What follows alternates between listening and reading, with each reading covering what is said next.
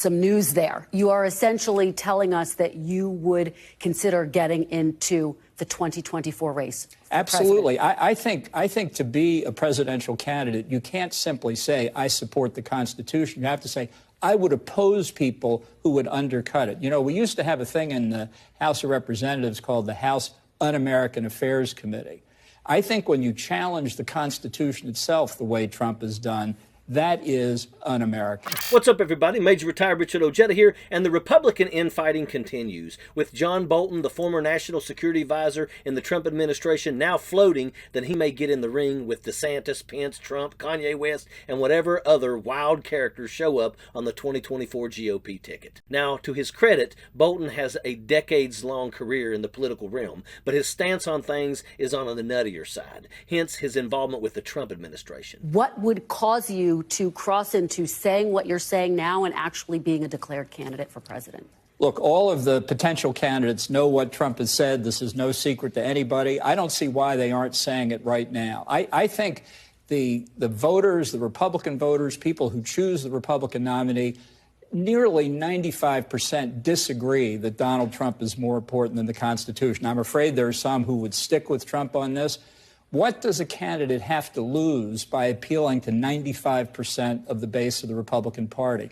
I actually think most Republican elected officials in Washington disagree with Trump on this, but they're intimidated. Bolton is not a fan of the United Nations or any international collective action. In fact, his own praise of other nations seems to be that they can eventually benefit us in the long run. Now, he may not be entirely aware, but the world doesn't revolve around us or our country. We share the globe with a lot of other people, and they have lives and families that may, at some point, come under fire by oppressive regimes, and we should all collectively be able to condemn that and stand for our fellow man. But maybe that's just me. This is the time where there's strength in numbers. The more people who tell the truth, the easier it is for everybody else. So what do you have to see that would make you say, now is the moment that I am going to declare my candidacy? I'd like to see Sherman-esque statements from all the potential candidates. If I don't see that, then I'm going to seriously consider getting in. Bolton also seems to forget the ravenous loyalty that the Republican Party has shown Donald Trump and those that identify as MAGA Republicans. With yet another possible name on the list, it seems unlikely that the party will come away from this without being splintered. The Lauren Boeberts, the Marjorie Greens, the Grahams, and Ted Cruz, those people will dig their heels in more and more to the insane ramblings of Trump and those like him, while others in the media and the more traditional side may have several people to consider. And again, I would not for a second put it past Trump to run as a third party and take the votes if it came down to it. But really, who in the party will stand up to him or anyone like him? Who will meet him on a debate stage and win over his base with their intellect or ideas on policy?